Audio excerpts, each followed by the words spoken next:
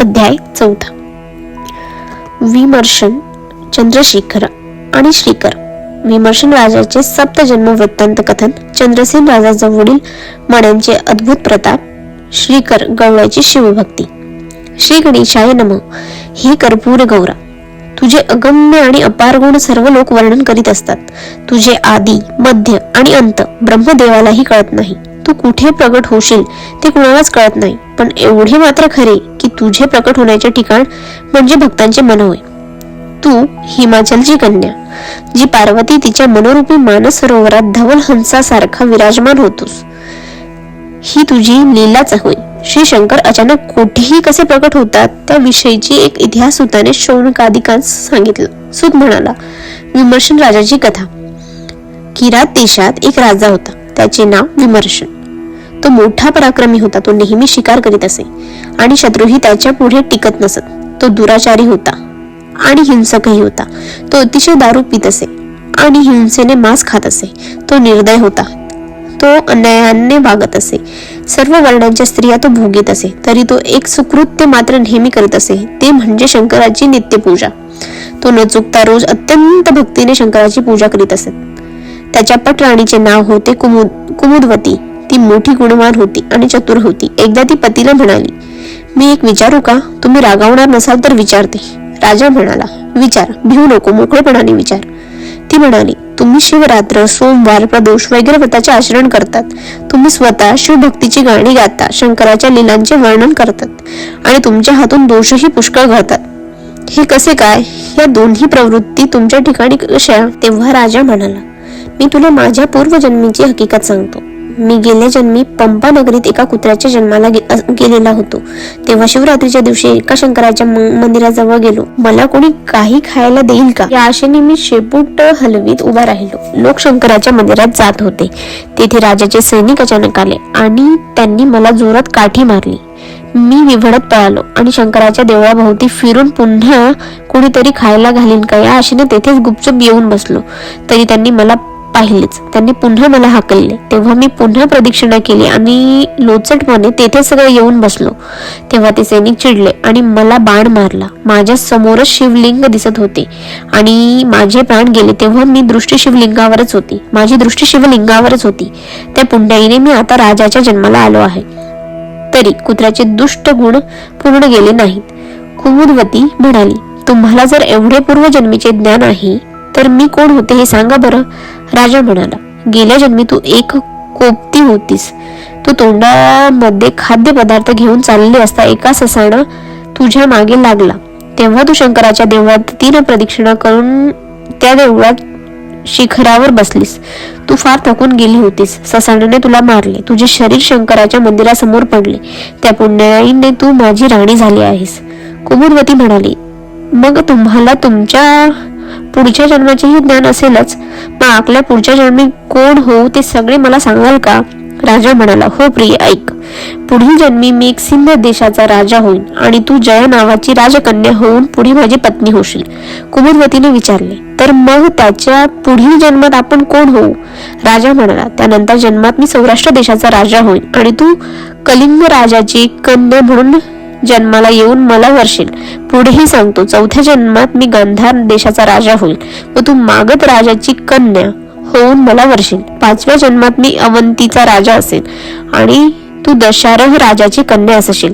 6व्या जन्मात मी अनर्थ देशाचा राजा होईल व तू ययातीची मुलगी होशील. 7व्या जन्मात मी पांड्य राजा होईल आणि तू वसुमती नावाची पद्म राजाची मुलगी होशील. एवढ्या साऱ्या जन्मात मी मोठा पराक्रम करीन आणि शंकराच्या कृपेने मोठी कीर्ती प्राप्त करीन. शेवटच्या जन्मात मी मुलाच्या हाती राज्य सोपवून मग तपासाठी वनात जाईन. मी अगस्त्य ऋषींना शरण जाऊन शिवदीक्षा घेईन आणि तुझ्या बरोबरच कैलासात जाईन. सर्व भविष्यवाणी ऐकून कुमुदवती आनंदित झाली आणि आश्चर्यचकितही झाली. सूत म्हणाला, शिवभक्तांची थोरवी अशी आहे की ती वर्णन करणे वेदासही शक्य नाही. शंकराचे गुणकीर्तन ऐकून ज्याचे हृदय भरून येत नाही आणि डोळ्यातून अश्रुधारा येत नाही त्यांचे जीवन व्यर्थ होय. त्यांची विद्या आणि त्यांचा धर्म याचा धिक्कार असो. चंद्रसेन राजाची कथा. उज्जैनी येथे महाकाळेश्वर नावाचे शंकराचे स्थान आहे.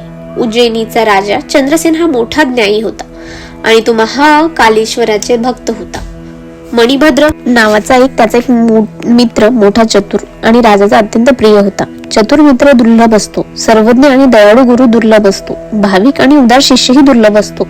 सुंदर आणि पतिव्रता पत्नी पुण्याईनेच मिळते. पितृभक्त पुत्र आणि व्युत्पन्न आणि रसाळ बोलणारा व्यक्ती दुर्मिळ असतो. हिरा, परीस आणि मोती एकत्र असणे हे असणे व आपलाच पिता ज्ञानी व गुरु असणे हे एक अपूर्व योग असतो. तो चंद्रसेन राजा आणि त्याचा मित्र मणिभद्र यांची जोडी अशाच प्रकारची होती. त्यांची परस्परांवर अत्यंत प्रीती असे. एकदा मणिभद्राने चंद्रसेनला एक दिव्य मणी आणून दिला. तो मणी सूर्यासारखा तेजस्वी होता. त्या मण्याची कोणत्याही धातूच्या वस्तू स्पर्श झाला की ती वस्तूचे सोने होत असे. त्या मण्याच्या प्रभावाने राज्यात चोर, वाघ, सिंह, साप यांचा उपद्रव होत नसे. त्या मण्याच्या दर्शनाने रोग नष्ट होत असत. राज्यात दुष्काळ पडत नसे, कोणतेही दारिद्र्य राहत नसते. राजा तो मणी कंठात धारण केल्यामुळे इंदाप्रमाणे शोभून दिसत असे. त्याला रणात पराभव माहीत नव्हता. जे वैर करायला येत असत ते आपणहून मित्र होत असत. त्या मण्यांच्या योगाने राजाचे वैभव वाढत चालले. तो राजा अधिकच सद्गुणी होऊ लागला. ऐश्वर्य आणि सद्गुण याचा त्याच्या ठिकाणी संयोग झाला होता. त्यामुळे गंगेच्या तीरावर शिवभजन चालले असता तो सोहळा दिसेल तसा तो राजा दिसत होता. तो जणू काही चातुर्याचा समुद्र, विवेकाचा मुकुट, वैराग्याचा सरोवरातील हंस, शांतीच्या उद्यानातील तपस्वी आणि ज्ञानरूपी अमृताची उंचंबळणारी विहीरच होता. त्याचे ऐश्वर्य वाढू लागले. इतर राजांना त्याचा द्वेष वाटू लागला. राजाकडून तो मणी मिळवावा म्हणून त्यांचा प्रयत्न सुरू झाले. अनेक राजे एकवटले. त्यांनी पुष्कळ सैन्य जमा केले. त्यांनी उज्जैनी नगराला वेढा दिला आणि राजाला निरोप पाठविला. तुझ्याजवळ असलेला दिव्य मणी आम्हाला मुकाट्याने दे, नाहीतर आम्ही नगरावर हल्ला करू. तो निरोप ऐकताच राजा विचार करू लागला. अरे रे, केवढा अनर्थ ओढवला. अतिशय मूल्यवान वस्तू ही संग्रह करू नये, त्यामुळे अनर्थ होतो हे खरेच. कोणतीही गोष्ट अति झाली की ती घातक ठरते. अतिशय सौंदर्य, अतिशय पैसा, अतिशय विद्या, अतिशय प्रीती, अतिशय भोग, अतिशय दागदागिने विघ्नाला कारण ठरतात. या लोकांना मणी द्यावा तरी आपल्या क्षात्र धर्माला वाट लागेल आणि युद्धात होणारी प्राणहानी टाळावी हे उत्तम. तेव्हा आपण आता महाकालेश्वराला शरण जावे. दीन रक्षक, दयेचा सिंधू आहे, जगाचा उद्धार करता आहे, भक्तांचे रक्षण करणारा आहे असे म्हणून राजाने पूजेची सामग्री सिद्ध केली आणि तो शंकराच्या मंदिरात जाऊन बसला. तेथे तो यथाविधी शंकराची पूजा करू लागला. राज्याचे काय होते याची सारी चिंता त्याने सोडून दिली. बाहेर प्रधान सेना घेऊन युद्ध करीत होते आणि राजा संपूर्ण मन शंकराकडे लावून ध्यान करीत होता. नगराबाहेर रणवाद्ये वाजत होती तर देवळाच्या दारी मंगलवाद्ये वाजत होती. लोक थक्क होऊन राजा पूजा करीत होता हे पाहत होते. त्या लोकात एक गुराखीण आपल्या मुलाला कडेवर घेऊन आली होती. तो 6 वर्षाचा मुलगा निरखून पाहत होता. राजा कशी पूजा करीत आहे हे त्याने पाहिले. काही वेळाने ती गुराखीण मुलाला घेऊन घरी गेली.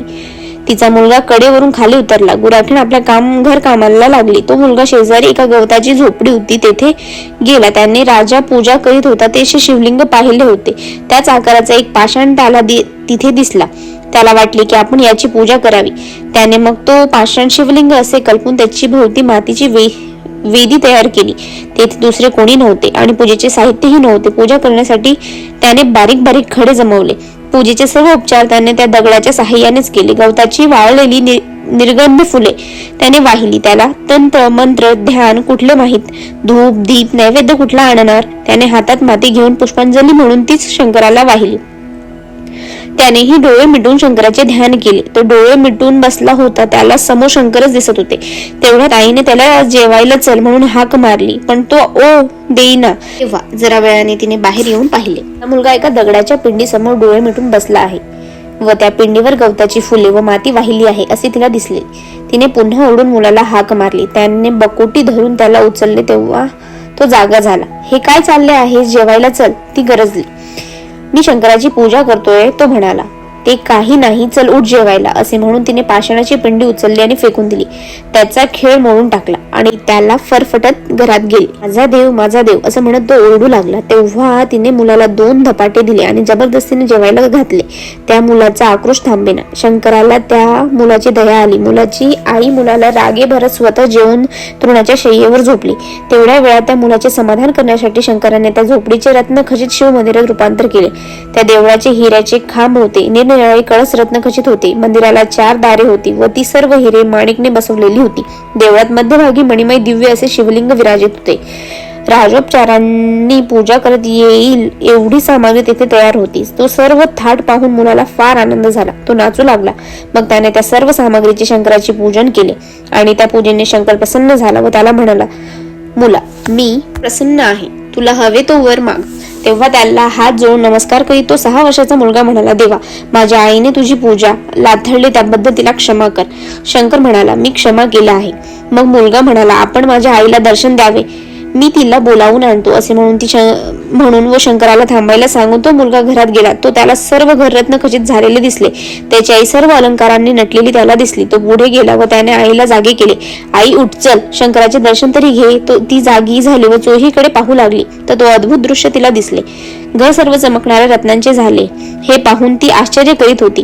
तोच मुलाने तिचा हात धरून तिला झोपडीच्या ठिकाणी उत्पन्न झालेल्या अद्भुत मंदिरात नेले. तेथे तिला क्षणभर शंकराचे दर्शन झाले व ती शंकराची स्तुती करू लागली. त्यावेळी तिला आपल्या मुलाच्या भक्तीची प्रचिती झाली. ती मुलाला घेऊन धावत धावत राजाकडे आली आणि तिने चंद्रसेनला सर्व अद्भुत प्रकार सांगितला. राजालाही आश्चर्य वाटले व तो त्या मंदिरापाशी आला व त्याने त्याला त्या बालकाचे पाय धरले. शंकराचे अद्भुत लीला पाहून लोकही तेथे धावत आले. ही वार्ता सर्वत्र पसरली. नगरातील लोकच काय तर नगराला वेढा घातलेले सैन्यही लोकही युद्ध करायचे सोडून त्या मुलाला पाहण्यास व त्या मंदिरातील शंकरा दर्शन घेण्यास धावत आले. जे राजे वेढा देऊन बसले होते ते राजे म्हणाले, हे राजा, तू धन्य आहेस. आम्ही तुझ्या भेटीस येतो. ज्या मुलाला कैलासनाथ प्रसन्न झाला आहे त्याचे दर्शन घेतो. आम्ही आता युद्ध करू इच्छित नाही. राजाने त्याप्रमाणे सर्व भूपतींना मिरवत उज्जैनी नगरीत आणले आणि त्या नगरीची शोभा पाहून राजे विस्मयचकित झाले. सप्तपुरीमध्ये उज्जैनी सारखी श्रेष्ठपुरी नाही असे म्हणून लागले. सर्व राजे शंकराच्या मंदिरापुढे लोटांगण घालू लागले आणि मुलाला नमस्कार करू लागले.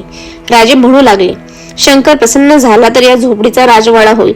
शत्रू असतील तर ते मित्र होतील. घरातील दासी सिद्ध होतील. अंगणातले वृक्ष कल्पतरू होतील. मुका पंडित होईल. पांगळा मनुष्य वाऱ्याच्या वेगाने धावत जाईल. जन्मांपासून आंधळा असणारा रत्नांची पारख करू शकेल. एवढेच काय, मूर्ख मनुष्य वक्ता होईल. दारिद्र्य मनुष्य सार्वभौम होईल. त्रिभुवनात कीर्ती होईल. चिंतामणी सहजच हाती लागेल. तेथे खणावे तेथेच द्रव्य साठे सापडतील. अभ्यास न करताच वेदांचे अर्थ समजेल व सर्व कला येऊ लागतील. अशा तऱ्हेने राजे लोक स्तुती करून उज्जैनी नगरीवर ते देवालय यांना तीर्थस्थान मानून तेथे यात्रा करू लागले. त्यावेळी येथे साक्षात हनुमंत प्रकट झाला आणि त्या गुराख्याच्या मुलाला त्याने नमः शिवाय हा पंचाक्षरी मंत्र यथासांग उपदेश करून प्रदोष सोमवार ही व्रते कशी करावी तेही सांगितले. पुढे हनुमंताने त्याच्या मस्तकावर हात ठेवून त्याला तत्काळ विद्यावंत आणि कलावंत केले. त्याचे नाव श्रीकर असे ठेवून हनुमंत म्हणाला, श्रीकरा, तुझ्या 8व्या पिढीत नंद नावाचा गोप जन्मास येईल आणि त्याचा पुत्र म्हणून भगवान विष्णू श्रीकृष्ण नावाने अवतार घेतील. श्रीहरीचे अनेक अवतार होत असताना जपाच्या माळेचे मणी परत येतात किंवा दरवर्षी महिने, तिथी आणि वार येत असतात. त्याचप्रमाणे श्रीहरीचे अवतार होत असतात. त्या श्रीकराला असे सांगून हनुमंत तेथेच गुप्त झाला. सर्व राजे जय जयकार करून श्रीकराला धन्य असे म्हणू लागले. त्यानंतर राजाने सर्व भूपती सन्मानाने बोलविले. नंतर श्रीकर व चंद्रसेन नित्य शिवव्रतांचे आचरण करू लागले व अंतिशिव पदास पोहोचले. हा अध्याय वाचल्यास संतती, संपत्ती व दीर्घायुष्य मिळेल. जो शिवार्चन करण्यास मग्न होतो त्याला विघ्ने बाधित नाहीत. शिवलीला अमृत ग्रंथ हा जणू काही सूर्य असून सज्जन लोक हे कमलाप्रमाणे आहेत. सूर्योदय होताच चक्रवाक पक्षांचे जुळपे जसे एकत्र येते तशी शिवलीला अमृताने जीव शिवाची भेट होते. हरी आणि हर हे श्रेष्ठ देव असून त्यांची निंदा करणाऱ्यास महानरकात टाकतात. हे ब्रह्मानंदा, हे कैलासनाथा, हे मुडानी प्रिया, तुझी लीला तूच दाखव आणि मजकडून शिवलीला अमृत ग्रंथ लिहून घे. अध्याय 4 समाप्त. श्री शिवाय अर्पणमस्तु.